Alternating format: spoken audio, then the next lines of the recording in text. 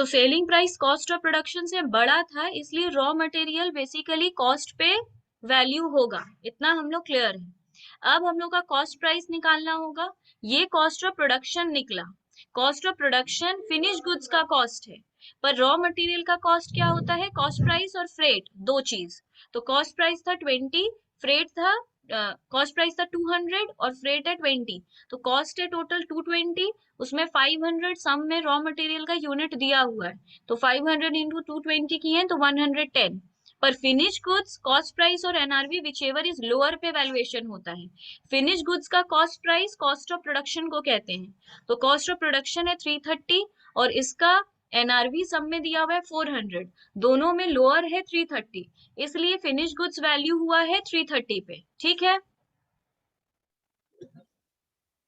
अब जो केस 2 दिया है, केस 2 में एनआरवी दिया हुआ है 300। एनआरवी को ही सेलिंग प्राइस कहते हैं। तो सेलिंग प्राइस इसमें दिया हुआ है 300, कॉस्ट ऑफ प्रोडक्शन हम लोग निकाले थे 330। इस केस में selling price is less than cost of production. अगर selling price cost of production से छोटा है तो रॉ मटेरियल वैल्यू होता है कॉस्ट प्राइस और कॉस्ट प्राइस और replacement cost which ever is lower में।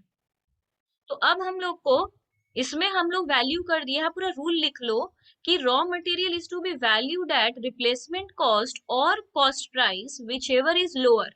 यहाँ पूरा रूल नहीं लिखा हुआ है, यहाँ पर लिख लो cost price raw material is to be valued at replacement cost और cost price which ever is lower. तो अब हम लोगों को कॉस्ट प्राइस हम लोगों का निकला हुआ था 220।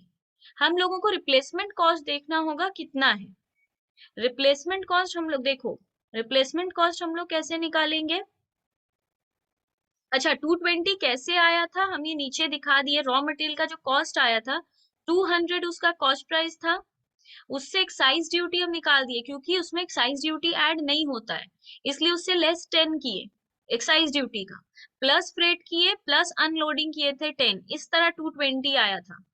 तो ये हम लोग को देखना होगा cost price plus freight plus unloading, और जो एक्साइज ड्यूटीज के अंदर घुसा हुआ था 10 वो हम लोगों ने हटा दिया था, इस तरह 220 आया था। तो कॉस्ट प्राइस तो हम लोगों का क्लियर है, बट अब क्वेश्चन है रिप्लेसमेंट कॉस्ट कैसे आएगा। रिप्लेसमेंट कॉस्ट हम लोगों को सम में क्लियरली दिया हुआ है, रिप्लेसमेंट कॉस्ट हेडिंग देके रॉम रिप्लेसमेंट कॉस्ट दिया हुआ है 150। ये हम लोग को क्लियरली रिप्लेसमेंट कॉस्ट दिया है 150। तो कॉस्ट था हम लोगों का 220 और रिप्लेसमेंट कॉस्ट है हम लोगों का 150।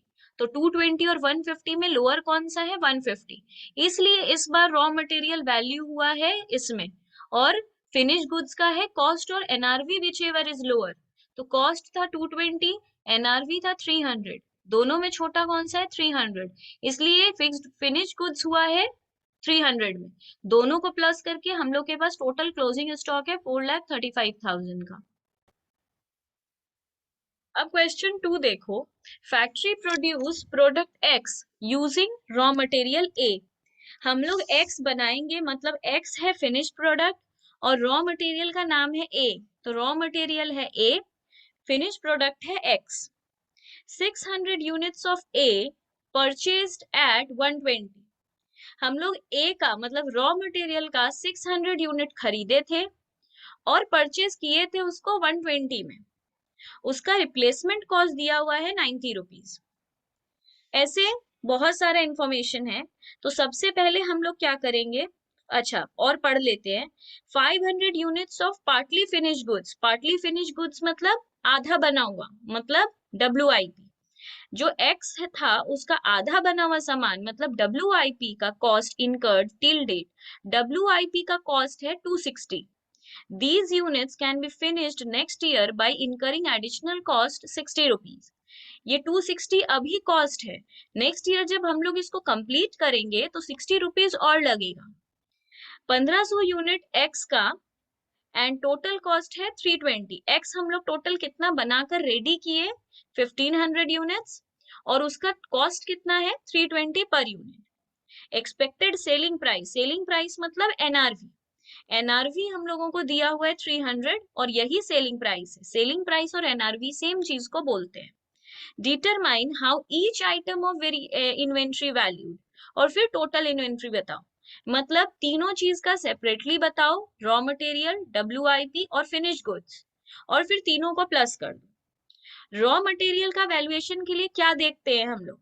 सबसे पहले हम लोग देखते हैं कॉस्ट, मतलब सॉरी सेलिंग प्राइस और cost of cost which ever is. अगर देखते हैं सेलिंग प्राइस और कॉस्ट ऑफ प्रोडक्शन में सेलिंग प्राइस छोटा है या बड़ा है, तो सेलिंग प्राइस एक्स का दिया हुआ है, रॉ मटेरियल का सेलिंग प्राइस, अच्छा सेलिंग प्राइस हम लोग को दिया है 300,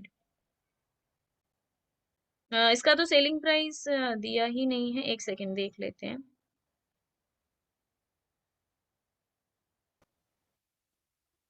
हाँ, तो अब रॉ मटेरियल का केस में रॉ मटेरियल का सेलिंग प्राइस नहीं दिया हुआ है। रॉ मटेरियल का सेलिंग प्राइस अगर नहीं दिया रहेगा तो कॉस्ट प्राइस और replacement cost which ever is lower देख लेंगे।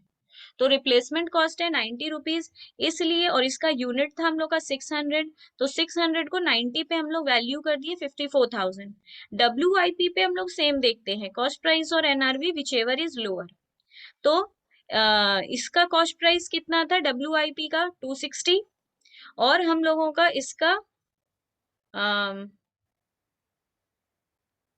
इसका कॉस्ट है हम लोगों का 260 और एनआरवी है हम लोगों का 240।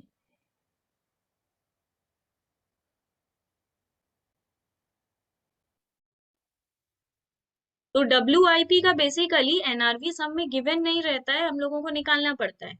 तो कैसे निकालेंगे हम लोग इसका selling price NRV? Selling price of finish goods हम लोगों को 300 ये दिया हुआ है, और इससे लेस करेंगे फर्दर कॉस्ट जो हम लोगों को इसका दिया हुआ था, एडिशनल कॉस्ट लगेगा इसका 60। ये लेस करने के बाद 240 जो आएगा, selling price of finish goods minus any cost, वो लेस करने का 250 आए 240 आएगा, वो इसका एनआरवी है। तो कॉस्ट और एनआरवी में लोअर है 240, इसलिए 500 इंटू 240 हो गया। अब हम लोग इसमें आ रहे हैं कि क्लोजिंग स्टॉक फिनिश गुड्स का कैसे निकालेंगे। तो फिनिश गुड्स का भी सेम रूल है, कॉस्ट और NRV which ever is lower. Cost इसका 320 ऊपर क्लियर दिया हुआ है, ये रहा 320, एनआरवी क्लियर दिया हुआ है 300, तो इन दोनों में लोअर है 300, इसलिए हम लोग इसका वैल्यूएशन भी किए 300। तो बस इस सम में ट्रिकी क्या था, इस सम में रॉ मटेरियल का सेलिंग प्राइस नहीं दिया था। सेलिंग प्राइस दिया ही नहीं है, तो हम लोग करेंगे कॉस्ट प्राइस और replacement cost which ever is lower, इसलिए रॉ मटेरियल को 90 में रिप्लेसमेंट कॉस्ट में वैल्यू कर दी। डब्ल्यू का होता है कॉस्ट और NRV which ever is lower. Cost हम लोग को 260 क्लियरली दिया हुआ है, बट एनआरवी दिया हुआ नहीं है डब्ल्यूआईपी का। तो एनआरवी निकालने का तरीका है selling price of finish goods less any further cost, वो लेस करके जो आएगा उसको एनआरवी कह देंगे। तो दोनों में लोअर था 240, वो उसमें वैल्यू हो गया। फिनिश गुड्स का दोनों ही इंफॉर्मेशन सब में गिवन है, कॉस्ट प्राइस भी 320, एनआरवी भी 300, दोनों में लोअर था 300, उस पे वो वैल्यू हो गया। तीनों को ऐड करके हम लोग टोटल निकालिए 6,24,000।